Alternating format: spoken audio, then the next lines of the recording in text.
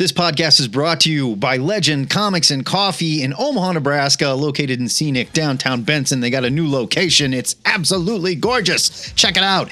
And by listeners like you. Go to Patreon/Two-Headed Nerd. Become a patron. Support this show. Once, they were two best friends managing a comic book store. But when an innocent blood oath went wrong, the two found themselves trapped in the same body, imprisoned in a strange pyramid made of long boxes, buried deep below their hometown, where they are doomed to discuss comic books until the end of time. They were once Joe and Matt. Now they are known as the Two-Headed Nerd. And this is their podcast. Showtime!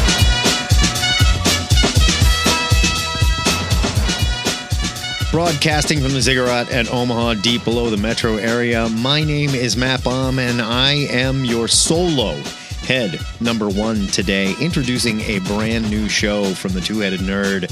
It's called One-Headed Interviews, where I sit down with a creator and we talk about the process of creating comics. Sometimes it's something that's coming.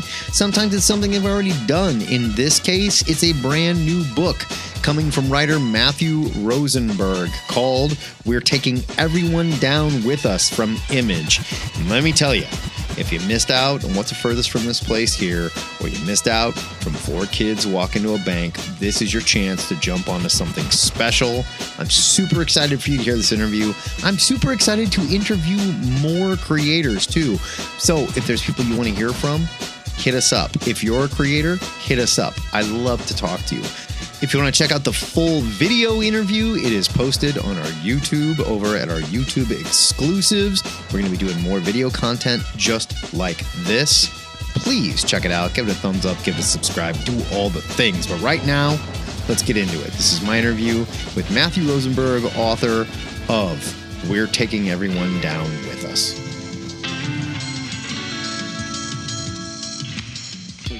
Hello, loyal listeners. I am super excited to welcome Mr. Matthew Rosenberg back to the Ziggurat. I don't know if he even remembers this.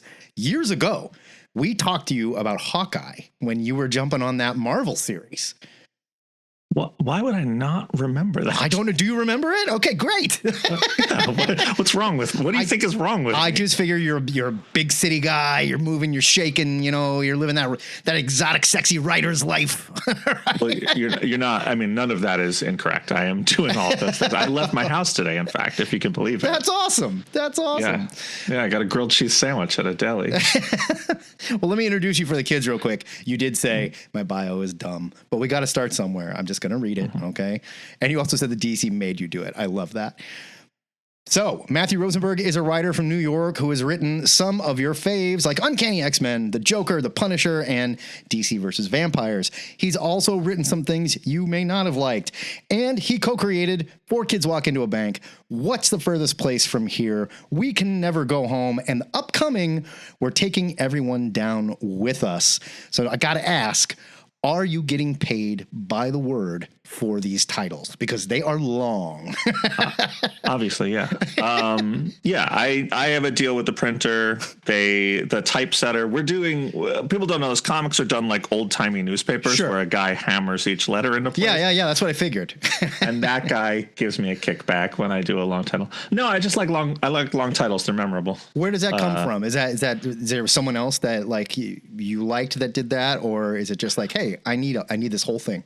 No, I found comic titles to be really fucking boring. I think that comic titles for the most part are just like, this is the name of the main character. And it would be really weird if that's how like books or movies operated. If it was just like, you know, Luke was the title of Star Wars. You'd be like, I don't want to go see Luke. Or even Star Wars. It's just like, it's such a dumb title, right? It's 2 words. Well, yeah. Star Wars should be called like, this is a war and it's taking place in the stars. Better name. There is a war. It is in the stars. Yeah, it's a great title. Who doesn't want to find out about that?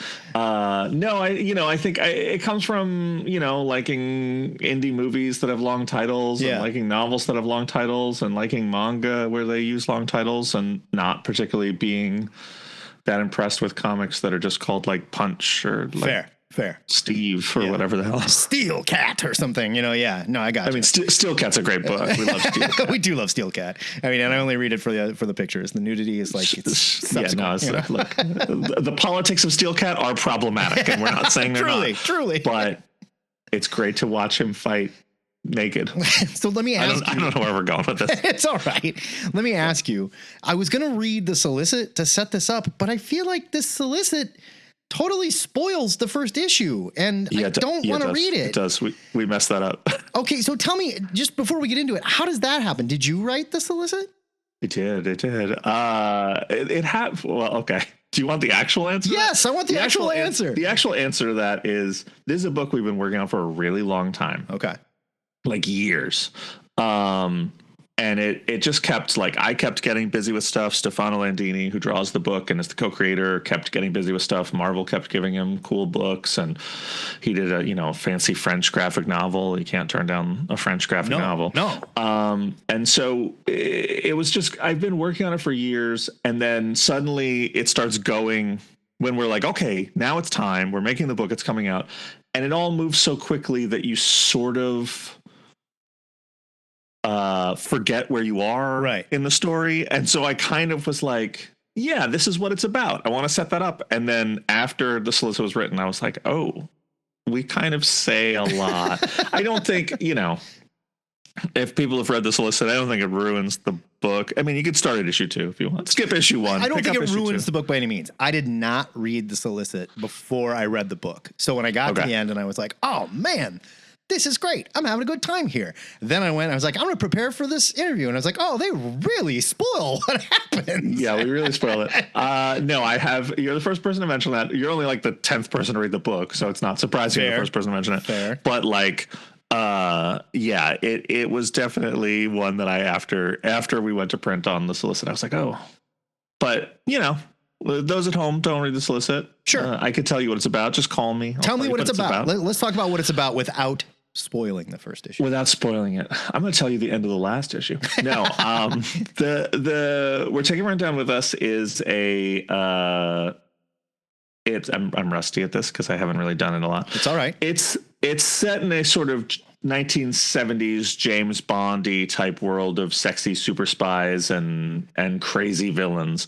And our story is about the teenage daughter of the world's greatest mad scientist, who lives a life on seclusion on a tropical island with her mad scientist father and his robot bodyguards, and her life is suddenly turned upside down, and the story is that's the story. It's about her finding out who her father is and learning about the bigger world around them with a robot at her side. Okay, I definitely got some James Bond stuff. I also felt like there was some sort of classic British sci-fi here too. Sure. Like The Prisoner kind of popped into my head a little bit, and like the weirdness of what's going on and the story that you're seeing from her point of view.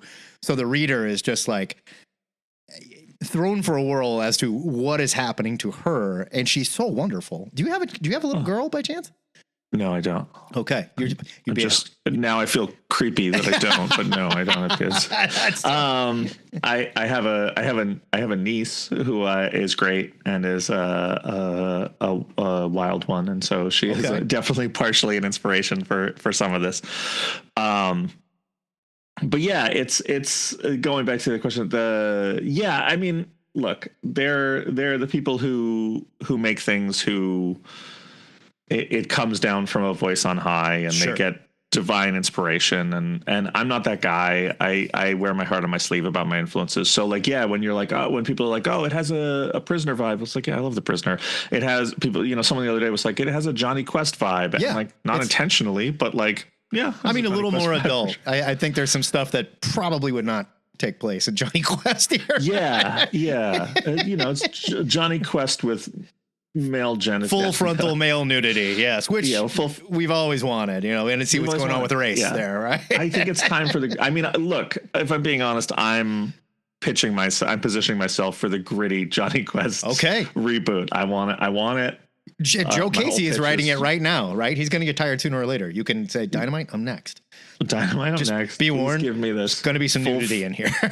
Yeah, it's called Full Frontal Johnny Quest. I love it. They have, you've got Ultimate Spider-Man, you got Absolute Batman, and you got Full Frontal Johnny Quest. Right there. Right on. Let me ask you, how do you mentioned that this has been something you've been working on for years.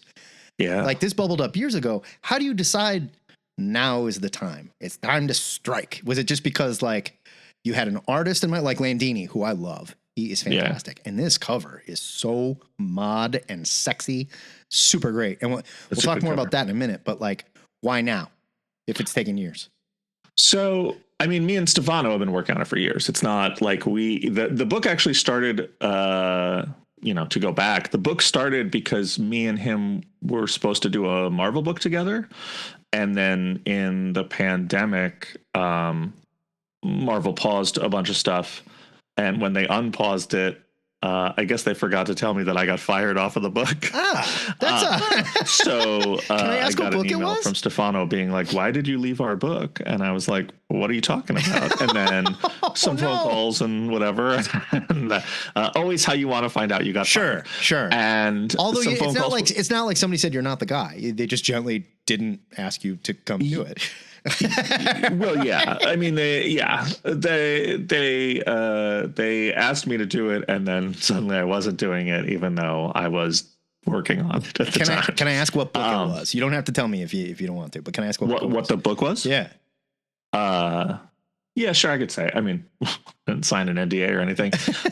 It was U.S. Agent. Oh, nice. It's a favorite character of mine. And they made the book, and Christopher Priest wrote it, and it's really fun. It was fun. A really fun book. And, I'm never going to sit in a room and be like, you should hire me over Christopher Priest. You should, if you have the choice to hire me or Christopher Priest, hire Christopher Priest. He's amazing.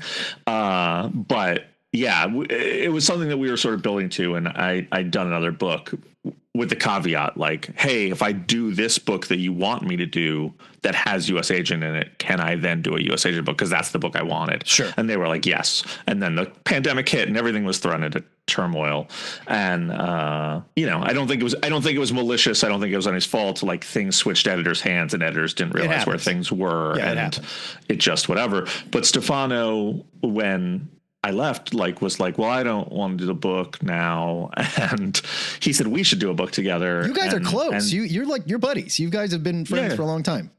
Yeah. We did the Punisher. We worked on the Punisher together. Yeah, I remember that. Yeah. Stefano, and I think he's amazing. And, I loved working on the Punisher. We didn't do a ton of Punisher, but I loved working with him on it. And we actually did a Grifter short at DC together. And, while we were working on this, he was like, I want to do a DC book. I've never worked at DC. And I just called them. I was like, hey, can I do a Grifter 10-pager with Stefano? And they were like, yep. Nice. So we did a 10-page Grifter story. Okay, we're going to talk more about Wildstorm later with one of our listener questions, because we're passionate Wildstorm fan. Forget that. Let's get back to where we were. But so this book, why now? We've just been tinkering on it, where like I would write a script and Stefano would send 2 pages, and then he'd be like, I actually have a deadline. I'm drawing Black Panther now for a couple months, and I'll tinker on it. And I just hit a point where I was like, I mean, cards on the table about it. The world needs more indie comics right now. Fair. It needs more creator-owned books. Fair. I love working at corporate comics. I love DC. Has been great to me. DC treats me amazing, and I love working there. I just think, and I think what they do is great, and great for fans, and great for comic shops, and all of that. I think as an industry and as a medium, we live and die on story. And people who are passionate about story, not characters. Yeah. And that's where the future is having a healthy industry. And I've just talked to a bunch of my friends who are comic creators, and we were all like getting excited about making books. And I said, I just have to fucking do this. I just have to sit down and do it. And so I called Stefano and was like, hey man, we got to go. You were like I want to wait until Diamond files for bankruptcy and the president puts massive tariffs on out-of-country printing, and then I'm going to strike. I launched my last book right in the start of my last creator-owned book, What's the First Place from Here? We launched right in the pandemic, when they were like, there's no paper. That's still a great time, though, because there's nothing to do but read comics. Yeah. And we couldn't reprint it when it would sell out. God. And they were like, it's going to be hard to get it in the country because there isn't people aren't moving and borders are closing. I like a real perfect storm moment to put out a book. Right on. I like so, that. Yeah. So Landini was always the guy. He was always the guy. It's his, the book came from him. Like he actually, going back to it, he said, let's do a book. And I said, yeah, 100%, let's do a book. And he said, I have an idea for a story. And I was like, what is it? Cool. Send it to me. And he sent me a drawing of a robot. And I was like, what is it? He was like, that's it, man. It's just the robot. And I was like, that's not a story. Is that what artists do? And he was like, is that seriously what artists do? Like, I got an idea. And it's like a dude with a shark fin head, or something. Yeah. and it's amazing because it's taken me 3 years of working on the book to realize that he was right. That he was like, it this robot? Was it the robot from this book?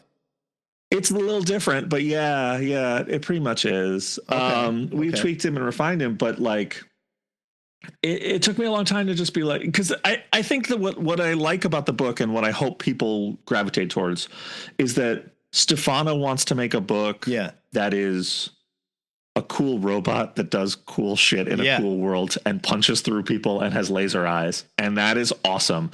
And I want to make a book about a little girl whose life is collapsing and makes horrible choices and is trying to figure out about her place in the world and her legacy of her family and regret and revenge and all these things. Awesome. And it's a bummer. And like together, the book is fun because me and Stefano are just driving in opposite directions and yanking each other. That's great. And I think it's fun. I think that they're the creative teams who are, in lockstep on their vision, and it's beautiful. And me and Stefano are the opposite. And I think it's beautiful. And I think we're making something that is like one of our favorite things because we are surprising each other. But it took me a long time to realize, like, I could have just written the robot who punches things book, and it would have been so fun. But we got plenty of those too. There's plenty of those out there, I mean, yeah. There's a lot of robots who punch things, and look, there's a lot of robot punching in this book. It's going to be there's going to be more robot punching than you could ever want. I think I got more of but instead of like a Terminator or like an atomic robo or something, or the big guy Frank Miller, this was more like, what if C-3PO was way more capable, right? Yeah. Our robot is like he's made by an egomaniacal genius who wants to make robots in his mold. So they're very smart. They're very well-spoken and put together and sophisticated robots who also will punch your head off. Yeah, they're also a killing machine if they need it. Yeah. Right. Let me ask you about the cover, because this cover is outstanding. Thank you. Just gorgeous. Was this the first iteration of the cover? And it kind of tells the whole story right there. Yeah, it's we were really bummed when we had to do an issue 2 cover because we're like, oh, damn it, what do we do now? Just like blew it all on like number the issue 1 2 cover, but the issue 1 cover really nailed it. It is mostly the first iteration. I had an idea for a cover, and I literally, drew a sketch of it, which I never do, and sent to Stefano, and was like, something like this. So you sketched something out, and like, do artists? Let me ask you: is he the kind of guy that's like, I love that, or he's like, stay in your friggin' lane, Rosenberg? No, Stefano is cool and chill with everything. Okay, so he's just like, whatever you think is best. He's European. It's super chill over there.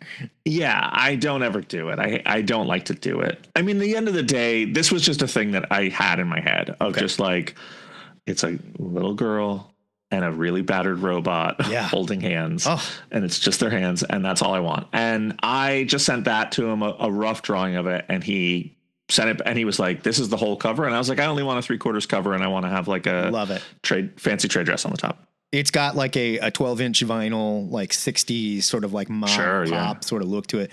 Let me ask you about one of the variants. Joshua Hood did a variant for you. It is a die cut variant with a bullet hole. This is like straight out of Bloodshot stuff in the 90s. Are you a variant nerd? Did you demand this? I wanted to do the dumbest thing we could. I love it. Josh rules. We can never go home with Josh. I love Josh dearly. He's fantastic. He's an amazing, underrated artist. And we were going to have him do an issue later. And then I was like, my editor, Eric Harburn, I was like, what's the dumbest thing we could do? And he was like, die cut cover is the dumbest thing we can do. That's right up there with that, like Rub the Blood cover. Remember that? Where it had like juice in it or something. Oh God, it was so gross. look, all of these things were discussed. Oh yeah. And I was like, let's do the die cut thing, and we couldn't figure out what it was. And then Eric, our great editor, was like, what about like the James Bond thing where he fires the gun and he's in the bullet hole? And I emailed Josh because I was like, hey man, I need a cover in like a week. And he was like, cool. I was like, actually it's 2 covers because it's die cut. You're going to open it. And then I told him what it was. And he was like, so the inside cover when you open it is just a character tiny because they have to be in the bullet hole? And I was like, oh yeah, we didn't think of that. You goddamn writers. Come on. I was like, no, I don't know. Just start with that. And so, yeah, it's the front cover is a robot with a bullet hole in it. And when you open it up, you see who shot the robot. Love it's it. A little bit of a spoiler. I'm a fool for that kind of shit. You know, I'm not going to sit here and tell you I buy a bunch of variants, but I love it when they're well thought out. It's super fun. Yeah. Yeah, I do too. It's funny because I don't really read single issues very much. I'm like a trade reader. And people always assume because of that I don't think variants are cool. And I'm always like, no, I think fun ones are super cool. Yeah. I love it. I love just having people do spins on our stuff. Like, it's such a thrill. You brought up you're a trade reader. Let me ask you, do you write for the trade, or do you write, when you sit down and you write an issue, are you thinking beat? It depends on the book. To like cliffhanger. For like, you know, on a book like What's the Furthest Place from Here, we're barely even writing for the trade. We're writing for the 30 issue opus. I love it. I love the book. It is, thank you. So much fun. But like very little thought goes into, we sort of just stop it when we're like, I guess this is a place. I don't believe that very little thought goes into it. I think you have a formula and it's working, but I'm not going to sit here and listen to like, I don't really think about it. It's like, we're done with issue 5. Not very little thought goes into planning for things like the trade. We're planning for the whole story. Gotcha. But in this, no, every issue is thought out. But with that said, it is a 6-issue book. Okay. That, we know what it is, where it is. I will say we're not. There's a funny thing because we said to Image, like, do we have to say that it's a miniseries or an ongoing? And they were like, yeah, people really don't like getting caught off guard. Also, if they think it's an ongoing and it's 6 issues, they think you fucked up. And retailers want to know because they're ordering a certain way. Yeah. And so I was like, but we want to do more, but we only want to do it if we're not going to lose a ton of money doing it. Tell me about that, because my next question was Perfect World. This is a huge hit. How much of the story do you have? You just said you have 6 issues. Is it just like it's 18 issues? If all goes well, it's 18. Okay, so you got it. It's mapped out. You're done. Yeah. From go. But with that said, the 6 issues is the original story. Gotcha. The issues 7 through 18 are how would we keep this going? Right. It is not to go back to. There's a war taking place in the stars or whatever that movie's called. But like, we this is our new hope. You walk out of the theater and you feel satisfied. Sure. That we're going to blow up the Death Star at the end of this and you're going to feel good. Yeah. But if people show up and buy it, there's going to be a little bit of we're going to do some Empire Strikes Back for you. So you're hedging your bets a little bit. Yeah. We're going to do some Ewoks Caravan of Courage. We're going to do some Battle of Endor. God, I hope give so. You all the good stuff. But so when you do this, you said it's 18 issues and you came, bam, 18 issues. Are you the kind of writer that has to have beginning, middle, and end before you can even start? Yeah. For me, it's my parents were both writers. And actually, that answers a lot of questions. Yeah, but my parents were both writers, and when I told my dad that I wanted to write comics years ago, he said to me, and his understanding of comics at the time was stuff he read as a kid, right. and he said to me, comics aren't stories. And I was like, well, of course they're stories. What does that even mean? Yeah. And he said, a story is a very simple thing. The curtain goes up, you meet a character. Sure. When the curtain goes down, that character is changed. Sure. That is what a story is. And he said, how is Clark Kent a different person from when I was a kid to now? And I was like, well, actually, when you were a kid, he could only jump and now he flies, but pretty much the same guy.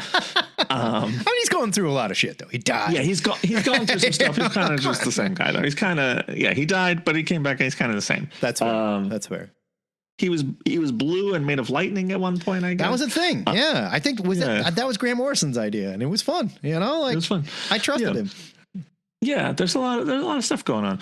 But at the end of the day, he's still going to be Clark Kent. And I, it was a discussion I had with my dad back in the day, and we went, and I eventually explained to him and sold him on the idea of comics. And I think what part of the problem is that that's a narrow understanding of storytelling. Sure. Like not unending episodic storytelling only exists in a couple places, really. Right. It's just comic books and soap operas. Yeah. And so it's hard for people to wrap their head around that. Wrestling. I would argue wrestling as well. Wrestling, sure. Yeah. Right. Or if you love drama, like any sport. Sure. Like if you're just like, I love the behind the scenes of the Mets, then like, the right Mets on. Like the NBA, half of the NBA is watching all the moves off season and stuff, right? Sure. Exactly. And it's awesome. But so I've always had that sort of drilled into my brain on a semi-genetic level. And so I can't tell a story if I don't know where we're going. I like to know where I'm getting in the car, and I like to know where we're ending up. Right. And then everything else is like the journey, like that less so in a 6-issue book or an 18-issue book, but in like a book like What's the First Place from Here, we knew what the last image of the book was before we put pencil on the first page. That's of the amazing book. To me. That's just amazing to me that like your brain can operate like that. But I guess if you're working in a visual medium, whether it is TV or movies or comics or whatever, yeah, like if you listen to Martin Scorsese talk about this stuff, he's like, you got to have that opening scene, you got to have that thing in the middle that everybody's going to remember, and then you got to have the end. You got to have the end, or you don't have shit. He's like, everything else is literally not important. Yeah, it's the point. Like, you get in the car to go somewhere, right? And you have to know where you're going. Like, right. And I see books where I read them and I'm like, they don't know what they're. I mean, a book that you can get pretty far in comics coasting on really good characters or a really fun high concept. Sure. But eventually when it doesn't pay off, you don't have anything to say with them. Yeah. Then your comic sort of fades out of existence in a couple of years and people stop caring about it. You have to have something to say, and having something to say is what your last page is what your last issue is. Fair enough. Let me ask you, creator-owned stuff like this, working for Image, how different is it than working for a DC or working for a Marvel? Is it scarier? Is it more fun? Is it like, because it's your baby, are you terrified, or do you feel like no problem, I know what I'm doing here?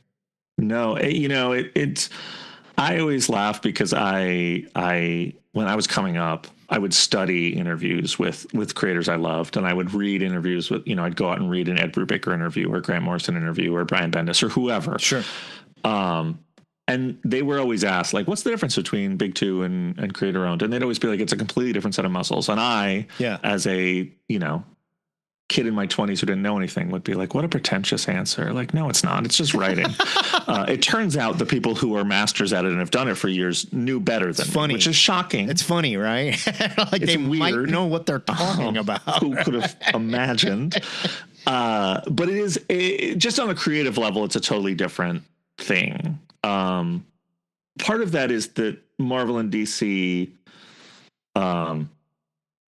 you're driving on to go back to the driving metaphor, they give you a map. Right. Like, you can't just be like, you know what, we're going to drive the car off a bridge. They're like, no, the car needs to be here when you're done. Yeah, like Daredevil, he lives in New York, he lives in Hell's Kitchen, he fights gangsters and stuff like that. Like, and you're like, well, I got an idea where, I don't know, I want to tear his face off. And you're like, I don't think that's gonna work. Or you're just like, at the end of it, he kills himself. And right. Just like, he gets sick of it and he shoots himself in the head.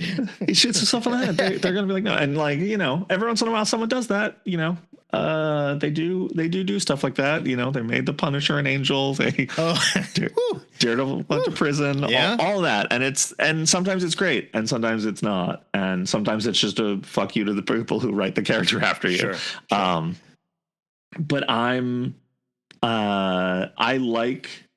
find it very comforting to have the guardrails of like, it's a 20-page comic, it's 22 pages, it's this, it's all regimented.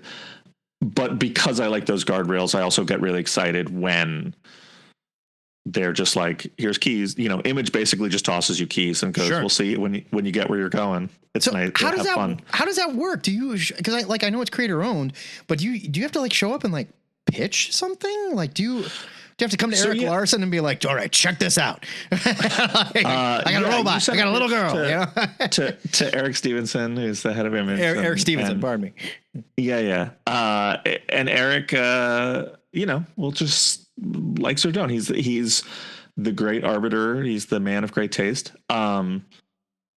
You know, sometimes there's a creator or person, I think, who, you know, he knows well enough that he can be like, I know what this is. I know what this is. But we were doing, we had pitched What's the Furthest Place from Here, but it hadn't started coming out when I pitched this to Eric and was like, I'm doing this as the next one. And he's like, what about the last one? And I was like, the last one's coming. It's just, we're going slow, but this will be the next one. And he was like, okay, yeah, it looks cool. And just, that's it. I mean, it's, I said where it goes, but like some people don't, you know, he's a remarkable, I mean, he's a man with incredible taste and curation, and he just has a sense of what's going to be good. He seems pretty right on. He seems, I've never heard anybody complain about the guy. He seems like he's got his finger on the pulse. He seems like creators like to work with him, and he makes people feel very comfortable. Yeah. I mean, he's just, you know, he trusts you to do your job, which is make good books that benefit us and benefit them. Like, and so he's very particular and very discerning, and they're a better company because of it, because they trust you, because once you're in the door, it means, hey, now we trust you, go do your thing. That's awesome. That's awesome. Yeah. It's I mean, you know, I say this all the time, but like Image, I used to say Image was the best deal in comics. But that's an absurd thing to say. It's not even close. Image is the best deal in the arts. I don't think, you know, you're getting, there's no film studio, there's no book publisher who will treat you the way Image treats you, just in terms of rights and money share and what they provide. And, you know, there's no, you know, I joke about, like, you know, for the punk rock kids, I'm like, well, you know, Image is like Discord, except Discord, if Discord was the largest independent label. Right. That was Sub Pop. Probably. Yeah. Image is Sub Pop, but with Discord's politics. Sure. It's like, you know, it's a wild beast that doesn't exist. And I try to explain to people, like, you know, my brother's a filmmaker, and I explained it to him, and he was like, that can't be right. And I was like, I work there. What do you mean it's not right? That's kind of amazing, though. That's the deal. I feel like as nerds that like get this stuff, that's how we all feel about it. You know, not that it's necessarily like this, like bullpen and Jack's yelling at someone. It's not that at all. It's just two nerds that show up and they're like, I got an idea. And they're like, go kid, you know? Show me what you got. You know, I'm a fucking nerd. So I'm romantic about both. I'm romantic about going in and being able to like take a Steve Ditko idea off the shelf and blow the dust off it and be like, I want to add one hash mark to this epic opus of 60 years. I want to take a Jack Kirby toy. I want to take a, you know, whoever it is. I want to go take a Grant Morrison idea. I want to take a, you know, Brian Bendis idea and just tweak them. And that to me is a huge rush. It's an incredible honor to just be like, I added one stitch to this tapestry that goes 30 years, 50 years before I was born and will continue many years after I'm dead. It's so fun to have that. Okay, so two questions here. Have you ever had one of those creators reach out and be like, that was pretty badass, I like what you did there? Or have you ever had one of them reach out and be like, nah, shouldn't have done that? I have definitely had a bunch of them go, nah, shouldn't have done that. Really? Really? Well, okay. I'll say this with names scrubbed off. I'm not going to make you name any names. No. The Marvel pre-pandemic used to rent out a theater in New York City to show the movies for people early for Marvel talent and whatever. And they'd invite a lot of people, and it was really amazing. Except for Jim Starlin. I watched Avengers. He never got invited. What'd you say? Poor Jim Starlin never got invited for some reason, but I mean, it was very like New York local and whatever. But yeah, right. They flew Starlin out to the West Coast eventually for the eventually big ones. They got him there. Yeah, they got him there. They figured it out. It was going to spam, I'm sure. But I watched Avengers Endgame literally sitting directly next to Frank Miller. Oh my God. Yeah, it's awesome. Wow. I said, I just turned. I was like, Mr. Miller, it's an honor. And he was like, thank you. I offered him popcorn. He said no. You gotta just be like, you want some? Is there anything I can get for you, Mr. Miller, sir? Yeah, I was like, do you need peanuts? Do you need Raisinets? I can get Raisinets. Well, what can I do? Disgusting candy, but I'll buy it for you. Can I write Ronin 3? Are you okay with that? Right. Do you want me to get 2 straws for my Slurpee for my icy? I've got an icy, and we can do it. It's raspberry blast. He did take me up on that. We did share an icy. Sure, very sweet. I can picture it. It sounds adorable. It was great. And I at one of the movies, I can't say even what they were saying because it will give away who it is. But you're in a theater full of people who work at Marvel, people who are creatives for Marvel or historically were creatives for Marvel, and then friends and family and all sorts of other people are mixed in. And I sat down directly in front of two of the people who are the reason I make comics. Two of my all-time favorites. All right. I wouldn't say I own all of both of their work, but I own the large majority of both of their catalogs. Okay. And they, if neither of them knowing my name, proceeded to be like, I can't believe Marvel is doing this. And they didn't ask me to do it. They got some young idiot to do it. So they didn't even know it was you, is what you're saying. And you're hearing they didn't no idea. And then the other one said, yeah, same to me. They're doing the same thing. And they have some young kid I've never heard doing it. And they're both talking about me. Oh, my God. On different books at the same time. And I'm just sitting there eating popcorn. And it was... I don't say this lightly. It was a true career highlight. It was an amazingly fun moment. That's incredible. That's incredible. Yeah. I mean, like, look, they're paying attention, if nothing else, right? Yeah. They're aware, right? It was great, and I loved it. And my girlfriend, she kept trying to talk to me, and I was like, shh, I'm just listening. I'm eavesdropping. And finally, she even picked up and was like, leaned over and was like, are they talking about you? And I was like, yes. And she's like, are both of them talking about you? Shut up, baby. And I was like, just stop talking. Yes. Shut up. And she was like, but they don't realize they're both talking about you. And Shut up. And she was like, do you want to move seats? And I was like, no, I want to sit here for the rest of my life and have this happen. It felt like, well, what are you supposed to do? Like stand up and be like, I'm Mr. Matthew Rosenberg, sir. And then have to be like, and I'm the guy who's writing that book. Right. I get it. I get what they were saying. I didn't necessarily disagree with them. Their points were cogent and well thought out. And part of me wanted to turn around and be like, hey guys, both of these books would have been better if you wrote them, but they asked me instead. Sure. I think I'm cheaper. Yeah. Sorry. You might be cheaper. That could be it. Yeah. They know this stuff. Okay, let's get back to what we're talking about here. When can we expect this book to show up? I mean, you can expect it whenever you want. It's in comic shops March 26th. March 26th. Okay. We're taking everyone down with us. Number 1 from Image. Pre-order this book. We will review it on the show. Spoiler, I really liked it. I know we're not supposed to spoil anything or review anything, but it's a lot of fun. Love what you've got going on here. Thank you so much for coming back and joining us and talking candidly. This is fun. This is just fun. And I love it. This is great, man. It's a peek behind seeing how the sausage is made. And I love it. I love it. Thanks. This is super fun. I'm a little rusty on talking about the book, and because we haven't. I mean, not rusty. We haven't really done this yet, and no one's seen it, and no one's read it, and so it's very nerve wracking. But when I reached out and was like, hey, can I send this to you? Can we chat about it? I was very happy when you said yes. So thank you for having me. Happy to have you here. Excelsior! Oh. That is it for THN episode 769. Please be sure to check out our YouTube so you can see the full video of the interview that I did with Matt Rosenberg. Thank you so much, Matthew, for joining us, by the way. The dude is just a joy to speak to.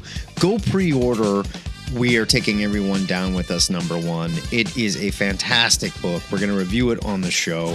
Speaking of reviewing comics, next week, my head number two, Joe Patrick, is back for our regular new comic book review show. And of course, we're going to have another Patreon extra that you can get access to for as little as $1 a month when you become a patron over at patreon.com/two-headed-nerd. $1. It's nothing. And we do extra content just for you. We also do our Gang Hang live Saturday mornings at 11 o'clock Central Time.